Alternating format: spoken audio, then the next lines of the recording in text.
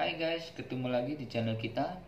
Terima kasih banyak yang sudah klik video saya. Semoga kalian diberi kesehatan dan rezeki yang berlimpah. Amin. Terima kasih juga yang sudah subscribe dan mendukung channel saya. Dan bagi yang baru menemukan channel saya, silakan subscribe dan jangan lupa like dan komennya ya. Pada kesempatan video ini saya akan membacakan bab 3821 sampai 3824. Oke, kita langsung aja ya. Bab 3821. Kata-kata Vacancy langsung membuat mata Xiao Churan berbinar. Dia tiba-tiba berpikir, Ye Chen biasanya tidak memiliki hal-hal penting di Jinling. Ini tidak lebih dari membantu beberapa kenalan untuk melihat Feng Shui.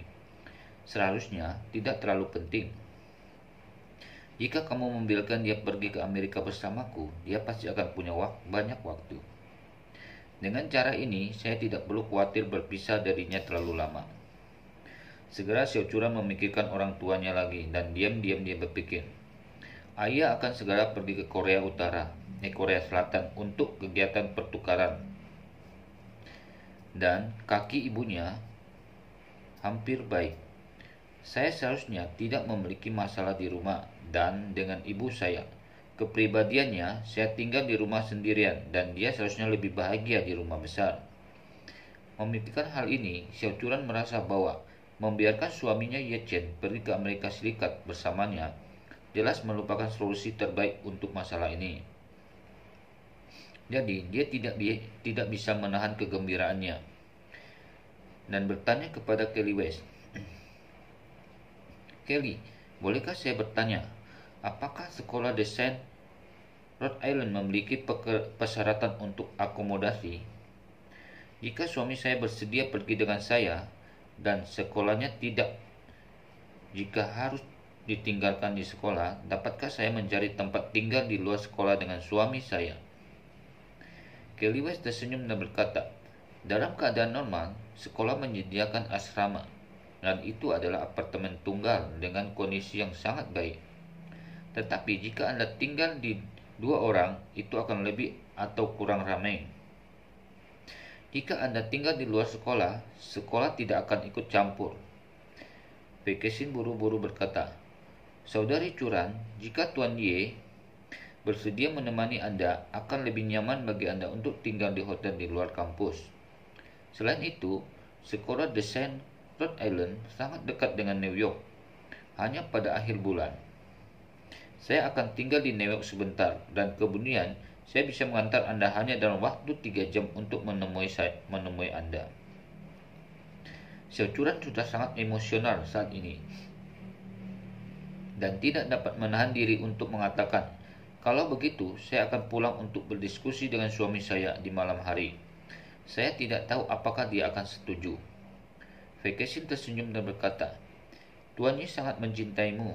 Dia pasti akan setuju. Xiao Churan tersipu dan mengangguk malu-malu. Peristiwa kelas master sekolah desain Rhode Island membuat Xiao Churan merasa sedikit kewalahan sepanjang sore ini.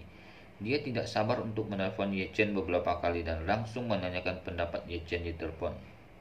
Tetapi ketika dia memikirkan pentingnya masalah ini, dia samar-samar merasa bahwa dia harus memberitahu Ye Chen secara langsung agar terlihat formal.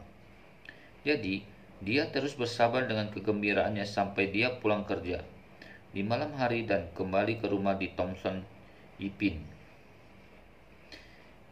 Ketika Xiao Churan tiba di rumah, Ye Chen sedang minum teh bersama ayah mertuanya, Xiao Changkun, di ruang tamu. Dia menyapa Ye Chen dan Xiao Changkun terlebih dahulu. Dan kemudian secara nularia berpikir bahwa Malan pasti sedang memasak di dapur. Jadi dia pergi ke dapur dan melihatnya. Tapi yang tidak dia duga adalah tidak ada bayangan Malan di dapur. Oke, kita lanjut lagi. Bab 3822. Ini membuatnya terkejut dan bertanya, Ayah, Ye Chen, di mana ibuku? Xiao Changkun bersenandung 2 kali dan berkata dengan santai, Ibumu dan Qian Hongyan membuat wajah bersama. Ah, Xiao Churan berkata dengan cengang, kapan ibuku pergi bermain dengan Qian Hongyan?" Xiao Changkun terkekeh dan berkata, "Bukankah ini yang terakhir kalinya Xiao Weiwei mengambil Qian Hongyan kembali? Ibumu bertengkar dengan nenekmu di pintu rumah nenekmu. Sejak saat itu, mereka berdua tampak berusia 20 atau lebih 30 tahun. Kontradiksi di tahun ini teratasi. Mereka berdua mengobrol di WeChat selama beberapa hari. Tampaknya ibumu memberi Qian Hongyan trik dan mengajarinya cara berurusan dengan nenekmu. Mereka berdua menjadi teman baik setelah maju mundur."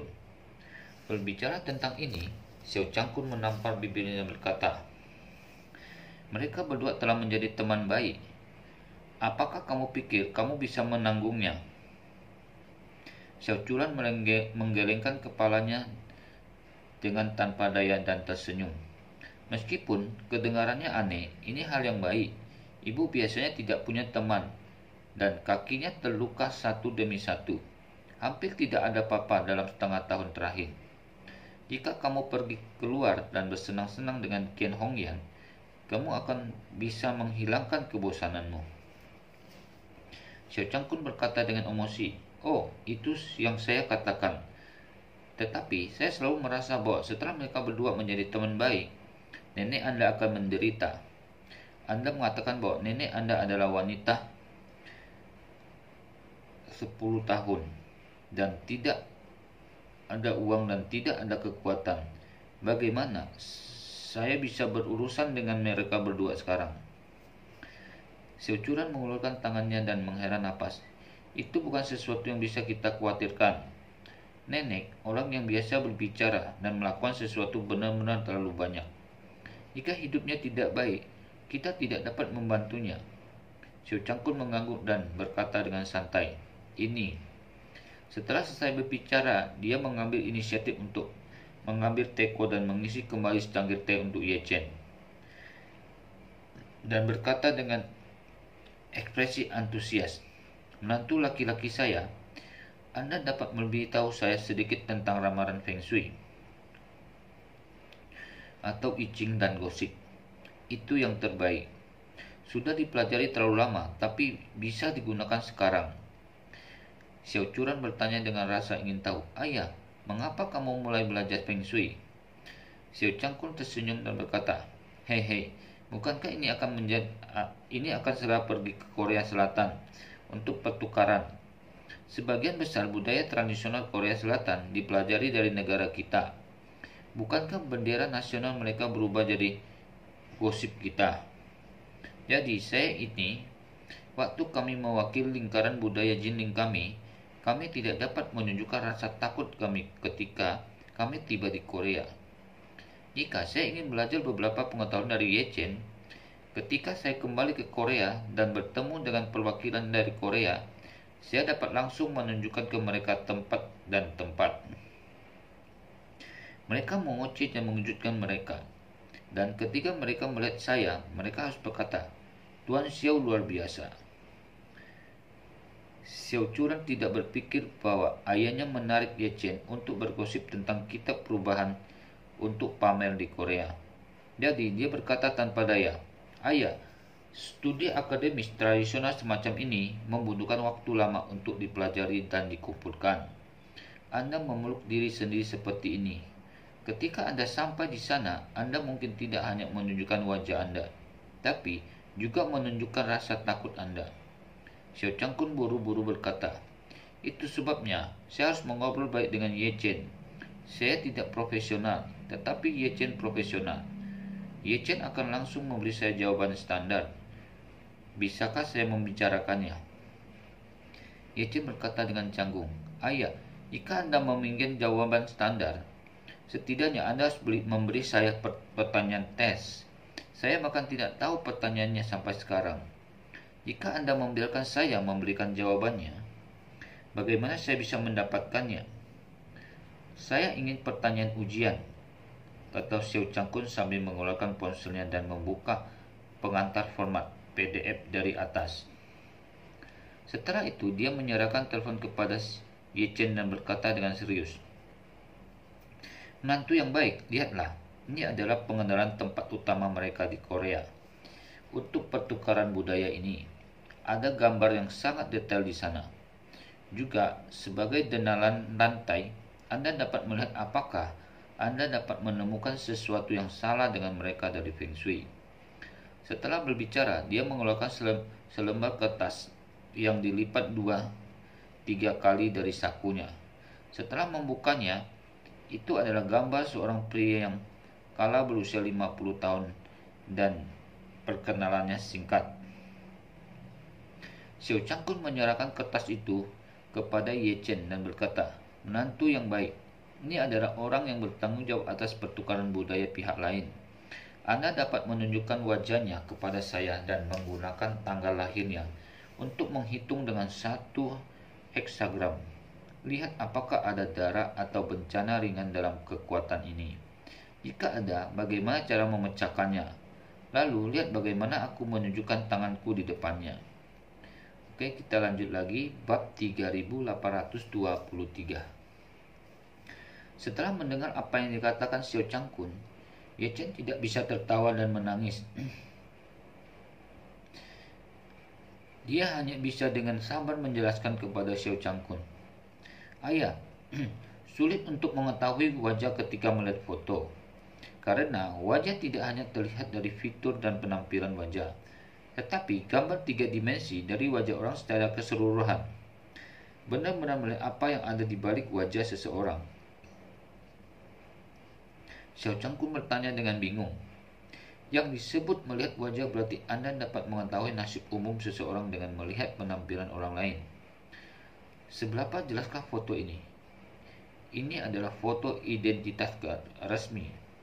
Ye Chen bertanya tanpa daya. Ayah, jangan bicara tentang hal ini.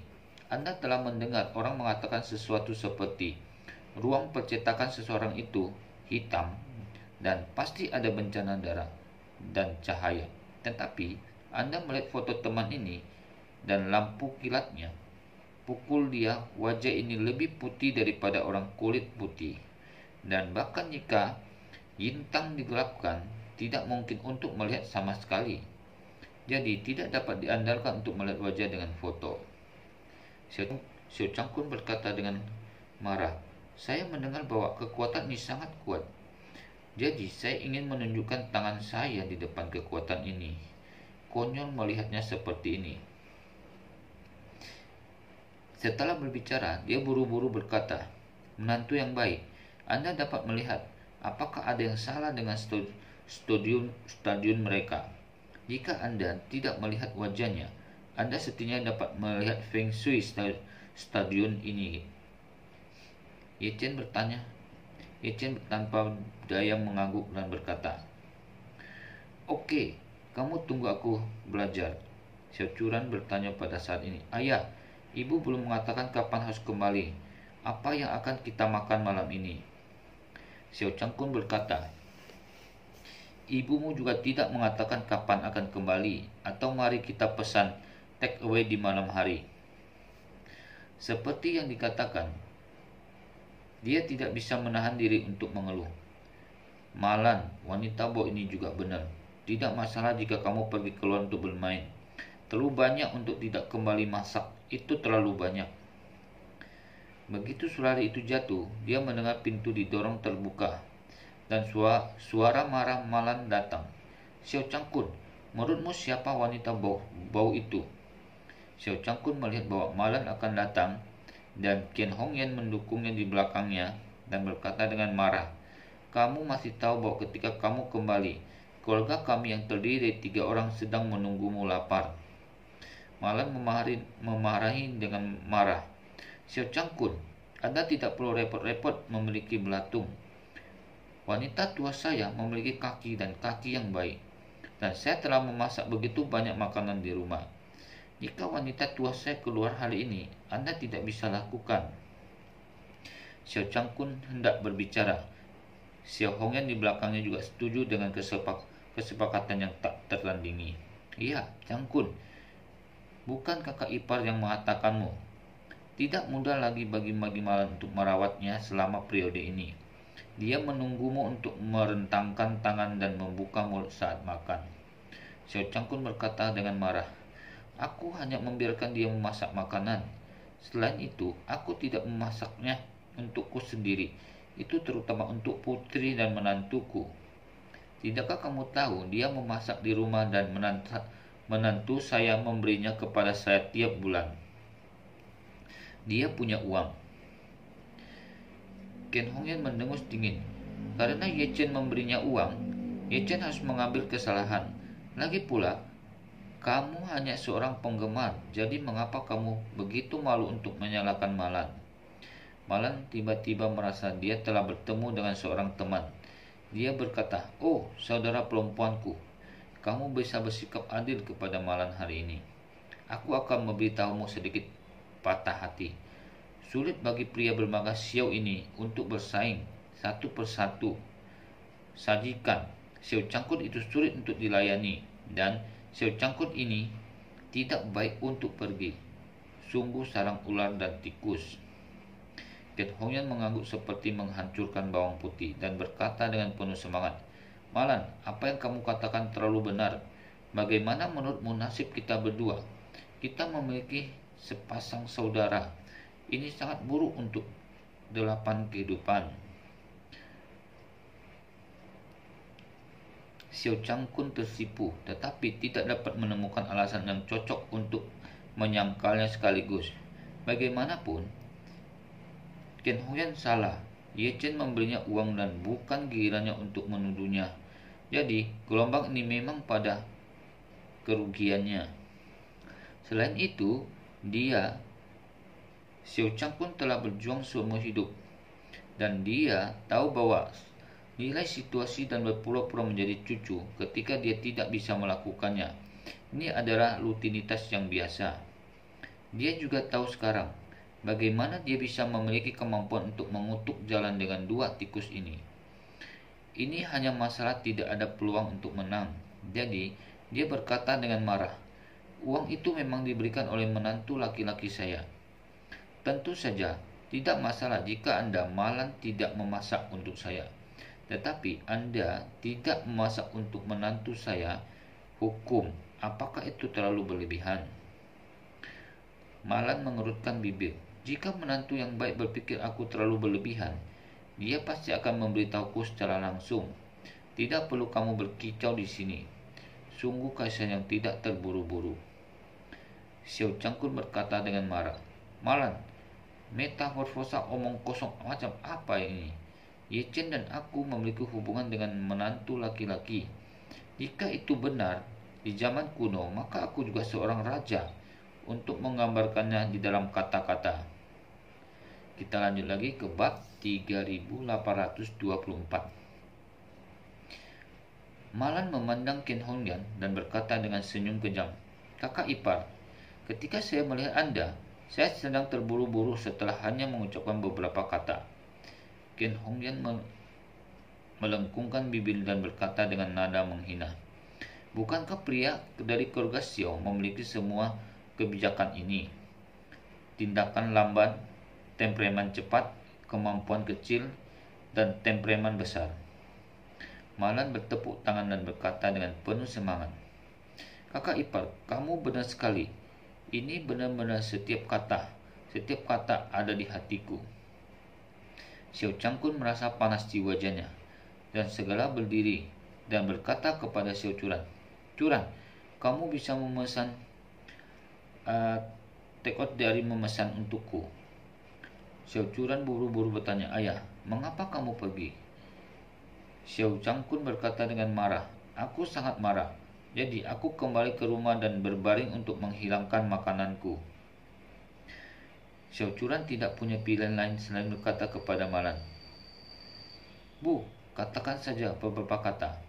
Melihat Xiao Curan tidak tahan, Ken Hongyan segera berkata kepada Malan dengan penuh minat, Ya Malan, Curan benar, dan tidak apa-apa jika dia memiliki kata-kata yang tepat. Tidak perlu terus berbicara. Malan juga tahu bahwa meminjam keledai dari Po dan berkata dengan keras, Kakak ipar, aku pasti akan memberimu wajah. Setelah selesai berbicara, dia melambaikan tangannya dan berkata, "Setelah Anda selesai, Xiao Changkun, Tuan jangan meracuk di setiap kesempatan. Tidak bisakah saya memberitahu Anda?" Xiao Changkun membeku di tempat, tidak pergi atau tinggal. Dia hanya merasa ingin menangis tanpa air mata. Ken Hongyan berkata saat ini, "Malan, Anda apa? Aku pergi dulu. Ayo buat janji di lain hari." Malan buru-buru berkata, "Jangan ubah hari, besok saja. Anda akan datang menemui saya di rumah besok sore. Saya akan membawa Anda ke villa kami di sumber air panas. Ayo pergi ke sana untuk spa dan makan kembali lagi." Ketika Ken Hongyan mendengar ini, dia berkata dengan gembira, "Sia, jika Anda tidak mengatakan Malan atau Anda diberkati, saya tidak tahu apakah Anda masih memiliki villa. Villa di sana dikatakan punya uang, tidak bisa membelinya." Malan tersenyum dan berkata, "Siapa yang meminta gadisku mencari menantu yang baik untukku?" Ken Hongyan memandang Ye Chen dan berkata dengan rendah hati, "Ye Chen, sepertinya kamu yang paling mampu." Ye Chen menjawab dengan santai, "Saya tidak biasa membicarakannya." Ken Hongyan telah mendengar dari putrinya Xiao Weiwei sebelum bahwa dia dapat memiliki hari ini dan mengandalkan bantuan dan dukungan Ye Chen. Jadi dia takut mengatakan sesuatu yang salah di depan Ye Chen. Jadi dia berkata kepada Malan, "Malan, kalau begitu kamu pasti akan pergi besok. Jika iya, hubungi aku di WeChat." "Oke, kalau begitu aku akan menunggu suratmu." Ken Hongyan selesai berbicara dan pergi dengan gembira. Malan memasuki ruang tamu, merenggangkan pinggangnya sambil tersenyum dan berkata sambil tersenyum, "Tidak heran, Nyonya Xiao selalu menyukai Ken Hongyan. Ternyata Ken Hongyan benar-benar memiliki cara yang menyanjung. Dia bisa menembakmu begitu saja. Beberapa kata, dia sangat nyaman dan kamu tidak berpikir dia munafik. Biarkan dia memotretku sore ini. Sial, itu terlalu tinggi." Xiao Churan menggelengkan kepalanya tanpa daya, mengingat bahwa dia masih memiliki sesuatu untuk dikatakan. Jadi dia menaikkan volumenya sedikit dan berkata dengan ekspresi serius, "Ye Chen, ayah, bu, saya memiliki sesuatu yang sangat penting. Saya ingin mendiskusikannya denganmu." Oke, sampai di sini dulu video kali ini. Sampai ketemu lagi di video berikutnya. Mohon maaf kalau penyampaiannya kurang bagus. Dan terima kasih yang sudah subscribe di video saya. Dan yang belum subscribe, tolong subscribe. Dan jangan lupa like dan komennya ya. Sampai ketemu lagi. See you.